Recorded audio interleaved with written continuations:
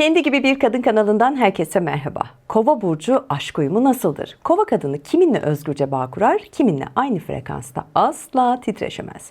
Bugün ilişkilerde özgünlüğü, zekası, mesafeli gibi görünen ama aslında çok derin bir duyarlılığı olan özel bir enerjiyi konuşacağım, Kova kadınının. Evet, Kova kadınıyla ilişki yaşamak, kalabalık bir dünyanın içinde hem özgürlüğünü koruyan hem de yan yana yürüyebildiğin bir alan keşfetmeye benzer. Onun sevgisi klasik kalıplara benzemez, sahiplenmekle boğmaz, ilgisini gösterirken bile sana nefes alan bir alan bırakır. Evet, bu anlattıklarım yalnızca Kova burcu kadınları için değil, yükseleni Kova olan kadınlar için de geçerli olacak. Peki, Kova kadını aşık olduğunda ne arar? Evet, bugün Kova kadının aşkı nasıl yaşadığını, kimlerle birlikteyken parladığını, hangi burçlarla enerjisinin daha kolay aktığını ve kimlerle baştan ritminin bozulduğunu çok detaylı bir şekilde konuşacağız. Eğer Kova burcuysan, yükselenin Kovaysa ya da hayatında özgün, zeki, mesafeli gibi görünse de aslında çok özel bir kalbe sahip bir Kova kadını varsa, işte bu bölüm sana hem onu hem de kendini daha iyi anlaman için çok güçlü bir rehber olacak. Hazır mısın? Hadi o halde başlayalım. Evet, ilk olarak Kova kadının ilişki tarzından bahsetmek istiyorum. Şimdi Kova kadını bir ilişkiye girdiğinde önce ferahlık getirir. Onunla olmak, duygularının boğulduğu değil de nefes aldığın bir alan gibidir. Onu tanımanın belki de ilk kuralı şudur. Kova kadını baskıya asla tahammül edemez. Dışarıdan evet çok duygusuz veya mesafeli gibi görünebilir. Ama bu mesafesinin altında aslında oldukça hassas, çok dikkatli ve seçici bir kalp vardır. Bu yüzden böyle davranır. Bir erkeğin niyetinin net olup olmadığını, tutarlı davranıp davranmadığını, zihinsel olarak onu besleyip beslemediğini hemen anlar. Abartı, yapmacık, gereksiz kıskançlık, evet işte bu gibi durumlar Kova kadını için kapıyı kapatan şeylerdir. Flörtte asla aceleci değildir. Ona göre en çekici şey aslında zeka, dürüstlük ve doğal bir akıştır. Bir erkeğin her adımını kontrol etmeye çalışması ya da sürekli neden böyle yaptın gibi sorgulayıcı tavırlar Kova kadını için aslında nedir biliyor musunuz? Bitiştir. Evet, yanlış duymadınız. Onu kıskançlıkla sınırlayan, sürekli mesaj bekleyen ya da ne bileyim işte her hareketini takip eden, duyguyu baskıyla almaya çalışan biriyle Kova kadının ilişkisi tabii ki asla yürümez. Çünkü duyguyu zorla değil, özgürce vermek ister. Ne kadar serbest bırakılırsa bir o kadar da size bağlanır. Bunu lütfen unutmayın. Tartışmalarda duygusal patlamalar yaşamaz. Konuyu mantığıyla çözmek ister. Sustuğunda bilin ki yorulmuştur. Duygusal karmaşa onun için aslında çok yorucu bir enerjidir. Kova kadını ilişkide çok sadıktır. Hem de çok. Yani bildiğinizin tam tersi gerçekten çok sadıktır. Onun bu sadakati yanında durarak, hayatına dahil ederek seni kendi dünyasının bir parçası yaparak aslında kendini gösterme şeklidir. Birlikte hayal kurmayı çok sever ama hayallerinin ayaklarını yere bastığı bir ilişki ister. Partnerinin hedeflerine destek olur ancak kendi bağımsızlığını da elbette korur bu durumda. Ve tüm bunların sürmesi için ona gereken tek şey nedir biliyor musunuz? Özgürce nefes alabildiği dürüst ve temiz bir ilişki düzeni. Evet, şimdi özetle toparlayacak olursak bir Kova kadını ile ilişki yaşamak hem özgür, hem sade, hem çok samimi hem de oldukça özel bir deneyimdir değil mi? Şimdi bu anlattıklarımdan bu çıkıyor. Ve doğru partneri de bulduğunda Kova kadını aşkı kendi özgün ritmiyle yaşamayı çok sever. İlişkiyi hem huzurlu hale getirir, hem ilham verir, hem de birlikteliğe gayet güzel dönüştürüverir. Evet, şimdi geldik. Hangi burçtan olursanız olun sevgili kadınlar, eğer bir Kova erkeğiyle bir ilişki yaşayacaksanız sizleri nelerin beklediği kısmına geldik. Evet, bu kısmı çok merak ediyorsunuz çünkü yorumlar kısmında da okuyorum. Evet, şimdi Kova erkeğiyle bir ilişkiye başladığında ilk fark edeceğin şey ne biliyor musun? Bu adamın dünyası çok farklıdır. Kendi ritmi vardır, kendi düşünce şekli vardır, kendi özgürlük alanı vardır. Onun yanında bulunmak hem huzur hem merak uyandıran bir hafiflik gibi hissedilir. Kova erkeği seni laflarla değil de enerjisiyle, duruşuyla ve gerçekten samimiyetiyle kendine çeker. Flört döneminde evet karmaşık oyunlar ondan asla bekleme. Çünkü Kova erkeği seninle ilgileniyorsa bunu zaten çok ince bir şekilde sana hissettirir, merak etme. Zekası, özgün bakış açısı ve doğal samimiyeti zaten en büyük çekim noktasıdır. Oho, onu tanıdıkça zaten şunu fark edersin. Kova erkeğinin sevgisi sessiz ama çok özgündür. Aşırı ilgi göstermez, evet, yani böyle yapışmaz, vıcık vıcık bir ilişki istemez, sürekli de aramaz. Ama seni hayatına dahil eder. Kısıtlamaz, daraltmaz, bunaltmaz, hatta özgürlüğünü korumana bile yardım eder. Evet, kova erkeğiyle birlikteyken ilişkinin havası oldukça hafiftir, keyiflidir, samimidir, arkadaşlık tadındadır. Onunla sohbet etmek, aslında bir şey paylaşmak, fikir üretmek o kadar keyiflidir ki duyguları çoğu zaman fark etmeden zaten derinleşir ve siz de bunu çok net görürsünüz. Evet, duygularını açıkça ifade etmesi belki biraz zaman alabilir.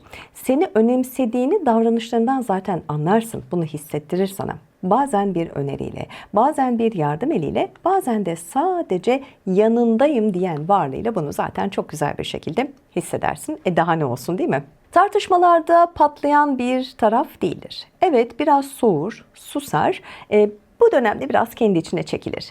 Yeniden iletişim kurmasının yolu da nereden geçer biliyor musunuz? Sakinlikten, dürüstlükten ve akılcı bir konuşmadan geçer.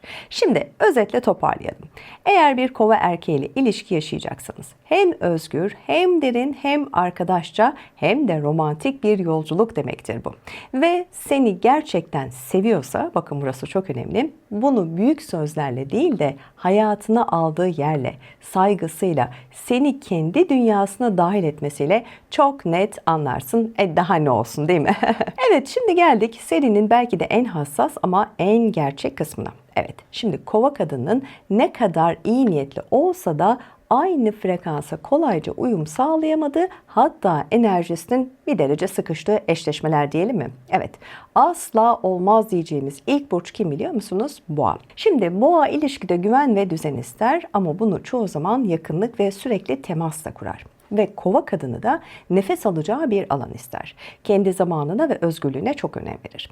Başlarda boğanın sadakati evet kovaya iyi gelir, yani böyle görünür ama zamanla bu fark açılır. Kova bağımsızlık isterken boğa yakınlık ister. İşte bu ikilinin ritmi çoğu zaman aynı anda, aynı hızda maalesef akamaz. Evet, asla olmaz diyeceğimiz bir diğer burç yengeç. Şimdi yengeç ilişkide duygusal bağ, ilgi ve güvenlik arar. Kova kadını ise ilişkiyi fazla duygusal yükle doldurmayı sevmez. Az önce de belirttim. Mantık arar, özgürlük ve sakinlik ister. Başlarda yengeçin evet bu şefkatli tavrı kovayı çeker ama zamanla bu fark şöyle ortaya çıkar. Yengeç duymak, hissetmek ister, yakın olmak ister. Kova ise sadece anlaşılmak.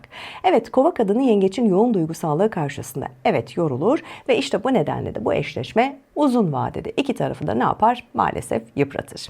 Asla olmaz diyeceğim bir diğer burç da Başak. Şimdi Başak ilişkide düzen, doğruluk, plan ve detay ister çünkü yapısında vardır bu detaylar. Başak'ın eleştirel ve titiz yaklaşımı kova kadınını biraz sıkar, boğar. Yani kovanın dağınık ama özgün enerjisi Başak'ı da huzursuz edebilir. Bu hal nasıl bir orta yol bulacak diyecekseniz, şimdi kova kadının ilişki enerjisi çok özgür, açık fikirlidir, hafiftir, zihinseldir.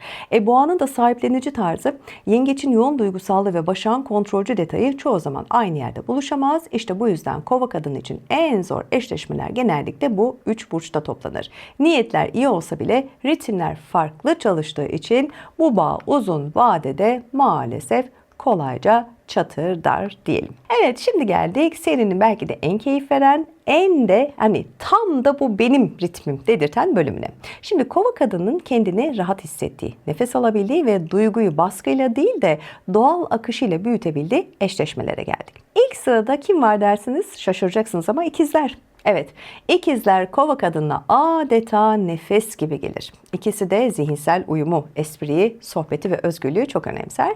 İkizler kovanın özgünlüğüne hayrandır. Bu ilişkide sıkılmak diye bir şey yok. En hafif, en samimi ve en uyumlu eşleşmelerden biridir. Lütfen not edin. Ve geldik ikinci burca, terazi. Şimdi terazi kova kadının hafif enerjisini hem anlar hem de güzelleştirir. Terazinin zarafeti, uyumlu yaklaşımı ve tatlı iletişimi kovanın mesafeli yanını ne yapar? Yumuşatır. Şimdi kova kadını terazinin sakinliğinde kendini oldukça güvende hisseder ve bu ilişki hem arkadaşlık hem aşk ritminde, yani şöyle akar gider diye yorumlamak isterim. Geldik yaylara. Evet, yay ve kova kadını için uyum nasıldır? Şimdi yay kova kadını için özgürlüğün ve enerjinin belki de en keyifli yansımasıdır. Evet. İkisi de bağımsızdır. Evet. İkisi de yenilik sever. İkisi de ilişkiyi zorlaştırmak yerine hafifletmeyi tercih eder. Şimdi kova kadını yayın hayatını espriye saran, işte akışa bırakan tavrını çok rahatlatıcı bulur. Yay ise kovanın o özgün zekasından ve doğal samimiyetinden oldukça güzel beslenir. Bu ilişkide baskı yok. Neden böyle yaptın deme gibi bir sorgulama yok. Ne olur? Çok keyifli, çok canlı bir enerji haline dönüşür. Geldik bir diğer uyumlu burcumuza, sevgili kova. Evet, iki kova bir araya geldiğinde ne olur? İlişki tamamen özgün bir enerjide yakar. Evet, ikisi de bireyselliğini korur. İkisi de saygıyı temel alır. İkisi de duyguyu baskıyla değil de doğal akışla büyütür. Evet, yoğun bir drama yoktur. Kıskançlık yoktur. Oyun hele hiç yoktur. Bu ilişki iki özgür insanın yan yana yürüdüğü aslında çok özel bir bağa dönüşür diyelim. Evet, kova kadını için en uyumlu burçları özetlersem hava ve ateş enerjisinin buluşmuş olduğu bu eşleşmeler kova kadının hem zihnini hem de kalbini çok güzel besler. Evet, şimdi kova kadının 12 burçla ilişkide nasıl bir kimya yakaladığını birlikte çözelim mi? Hangi burçlar kova kadının özgürlüğüne saygı duyuyor? Kimler onun zekasına eşlik ediyor? Hadi bu frekans haritasına gelin birlikte bakalım. Şimdi kova koç uyumuna bakalım. Evet, canlı, hareketli, hızlı bir enerji. Koçun girişkenliği kova kadınına oldukça iyi gelir. Kovanın özgünlüğü koçu kendine çeker.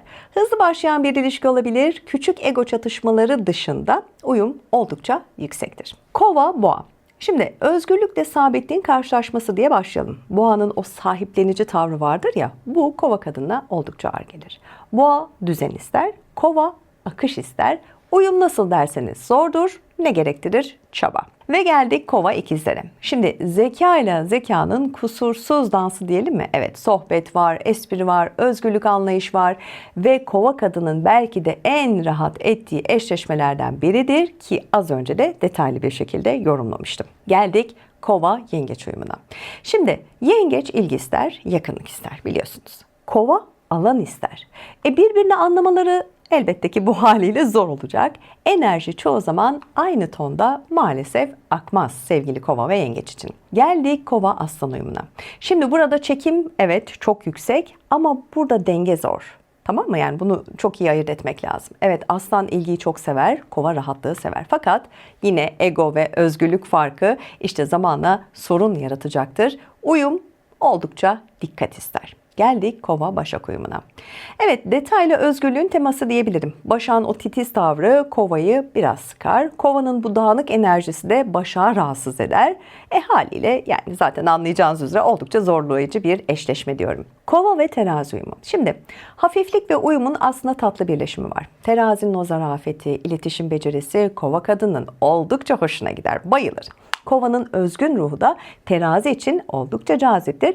Oldukça keyifli, akıcı bir enerji var diyorum. Evet, kova, akrep. Şimdi derinlikle mesafenin karşılaşması. Şimdi akrep çok yoğun duygular yaşar. Kova da duyguyu hafif tutmak ister. Güçlü bir çekim evet olsa da aralarında ritimler farklı çalışabilir. Ne ister? Azıcık emek ister, efor ister bu ilişki. Geldik kova ve yay uyumuna. Şimdi özgürlükle özgürlüğün mükemmel uyumu diyelim mi? Kesinlikle. İkisi de alan ister. Evet, ikisi de akışta yaşar. Keyifli, oldukça enerjik ve çok uyumlu bir ilişki doğar ki az önce de zaten biliyorsunuz detaylı bir şekilde olumlu kısımlarda sizlere yorumlamıştım. Şimdi geldik kova ve oğlak uyumuna. Evet, mantıkla mantığın buluşması. Mesafe var, saygı var, bireysellik evet çok önemli. Zihinsel uyum oldukça yüksek ama duygusal hız farklı olabilir. Kova, kova. Evet, aynı enerjinin iki yansıması. Özgürlük var, saygı var, dostluk var ve farklı fikir alışverişleri elbette ki ön planda. Ama eğlenceli ve sınır koymayan bir ilişki yaşanabilir mi? Kesinlikle yaşanabilir. Geldik son olarak kova ve balık uyumuna.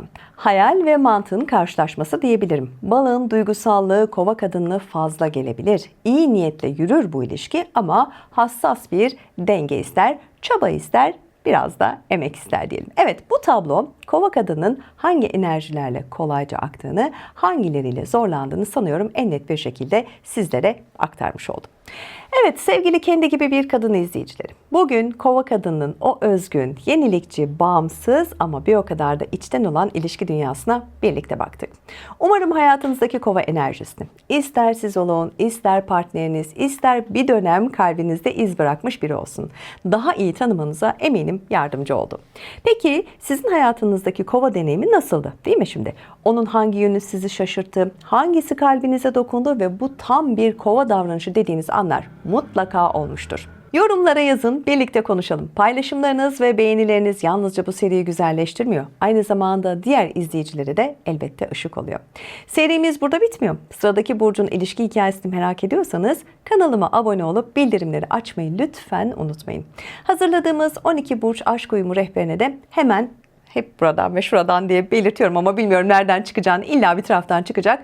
Lütfen buralardan ulaşın. Bir sonraki videoda yeniden buluşuncaya kadar kendinize çok iyi ama çok iyi bakın. Kalbinizi dinleyin ve lütfen unutmayın. Gerçek aşk iki insanın birbirinin özgürlüğüne saygı duyarken aynı yolda buluşabilmesiyle başlar değil mi? Sevgiyle kalın, hoşça kalın.